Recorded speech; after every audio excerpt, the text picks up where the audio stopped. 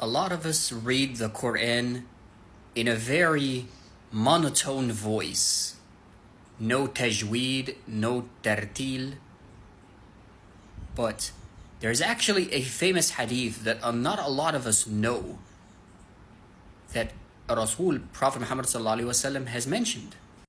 So he said, مَنْ لَمْ يَتَغَنَّ بِالْقُرْآنِ فَلَيْسَ مِنَّا. What does that mean? It means those of us who do not recite the Quran in a melodious voice are not from us. So that's a sunnah. He also said, زَيِّنُوا الْقُرْآنَ بِأَصْوَاتِكُمْ, which means beautify the Quran with your voices. So something very important needs to be addressed. What does it mean when I'm saying reciting the Quran in a melodious voice versus just singing the Quran? Because singing the Quran is not allowed. No. It's more like you're singing but also following the rules of tajweed, tartil of the Quran. And of course that requires that we need to learn tajweed. And by the way, don't say you don't know how to do tajweed, or you don't know tartil, you don't know those symbols of the Quran, what they mean, alamat al-mad, things like that. What do they mean, these signs? How do I read? When do I stop? When do I take a breath? When do I, as you see shuyukh do it? I taught it myself. I was always reading the Quran in a very monotone voice, and actually I was also reading it very fast. I was actually going, when I didn't pray and whatnot, before the ticket to Allah arrived, I literally just was saying, Bismillah ar-Rahman ar-Rahim, Alhamdulillah Rabbil Alameen, Rahman ar-Rahim, Malik Yawm al-Din, Iyyaka na'budu wa iyyaka nasta'in. Yeah, that's Surah Al-Fatiha. I was actually reading it that fast. Even if you don't really know a lot of tajweed, of the rules of tajweed and whatnot, try to beautify your voice. Don't read in a monotone voice. Don't read quickly the Quran. Read in a beautiful voice. But I don't have a beautiful voice. Guys, Allah subhanahu wa ta'ala does not care about how beautiful your voices sound when reading the Quran. He cares if you're trying to read the Quran in a melodious voice versus just, reading it in a very monotone voice. Bismillah ar-Rahman ar-Rahim, Alhamdulillahi Rabbil Alameen, Ar-Rahman ar-Rahim, Malik Yawm al-Din. Do you see what I mean? Just a very monotone voice.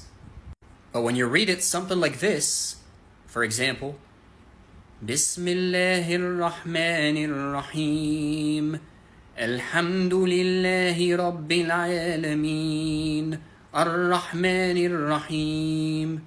See? And remember, again, your voice does not have to sound beautiful. I don't even think I have a beautiful voice when reciting the Quran.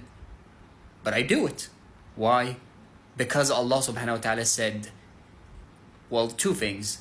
Remember that the angels love to hear you recite the Quran, because they can't recite it. So they actually surround the people that recite the Quran, because they love to hear it so much. And Allah loves to hear you obviously recite the Quran as well. Now remember, guys, Allah subhanahu wa ta'ala is not a judge on Arabs Got Talent or America's Got Talent, Britain's Got Talent, whatever, or X Factor. He doesn't care. He cares that you try to beautify your voice.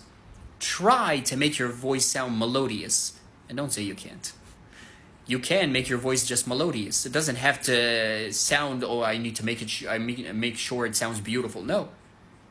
Even just make it melodious. Don't make it monotone. Even if you don't know the rules of tajweed, then just read it melodiously. So remember this hadith very well, because it is a sunnah from Prophet Muhammad ﷺ. He encouraged us to recite the Quran in a melodious voice. And that does not mean singing the Quran. You heard how it sounds when you recite in a melodious way. It's not even called singing. It's actually in Arabic called taghanni. It's not called ghuna. Ghuna means singing. Taghanni means reciting a Quran in a melodious voice. Are there some of us that actually recite the Quran? Well, not recite the Quran, no, sing the Quran. Yeah, you actually find these videos on YouTube a lot.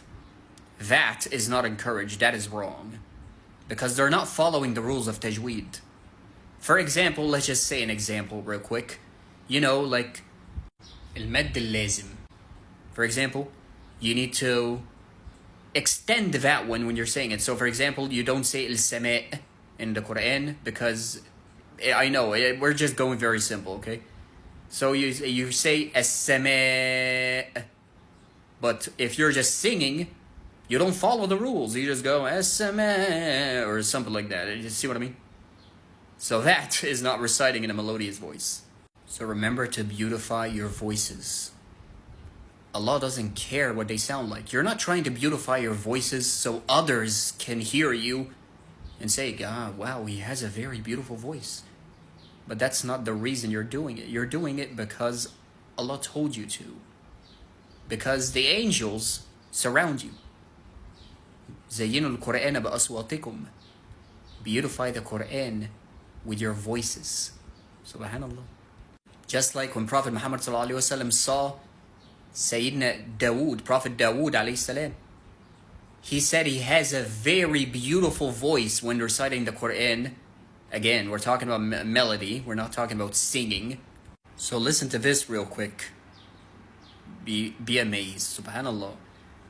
Allah is saying that he had bestowed a beautiful voice upon Sayyidina Dawood, that when Sayyidina Dawood, Prophet Dawood alayhi salam, would recite, human beings, jinns, animals, birds, etc. would gather just to listen to him recite the Quran. That's how beautiful his voice was. Subhanallah.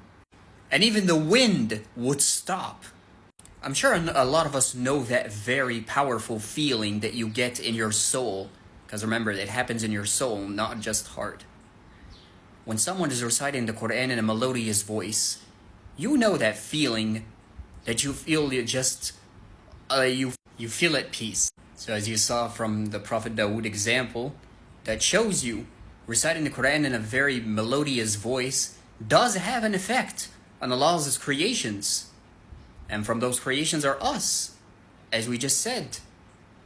What attracts you more to want to listen to Quran? Those that read it just in a monotone voice, or those that read it melodiously, right? You just want to hear them say, recite more, right? That's exactly that. That is the part about زُيِّنُوا الْقُرْآنَ بِأَصْوَاتِكُمْ. Beautify the Quran with your voices. And again, not singing. And don't worry, by the way, there's so many videos on YouTube. You can just Google it real quick and you will know the exact difference between تغني, which is reciting the Quran in a melodious voice, following the rules of tajweed, of course, tartil, all of these, and just singing the Quran, just going all over the place. That isn't wrong. Last but not least, do not read the Quran fast. Read it slowly, or read it medium, but don't read it, like I did. Bismillahirrahmanirrahim, alhamdulillah rabbil alamin, arrahmanir rahim, maliki yawmiddin, iyyaka na'budu wa iyyaka nasta'in. No. And by the way, it's not about the number of pages that you read in the Quran. It's about how you read them as well. So don't try to read so many pages, but no tajweed, no, just reading it so fast, so you try to gain the most amount of hasanat. No. You gain it a lot more, even if it is less pages, but properly read. Again, with your level of knowledge, obviously, because Allah knows, not me. But I'm not even talking about tajweed, I'm just talking your speed. Slow down. That's why a lot of us, even when you ask them, oh, I love Sheikh this, Sheikh that. Why? Because they have a beautiful voice. See? Subhanallah. And you don't have to be a sheikh to recite the Quran melodiously, by the way. Just read it slowly or medium and just try to beautify your voice.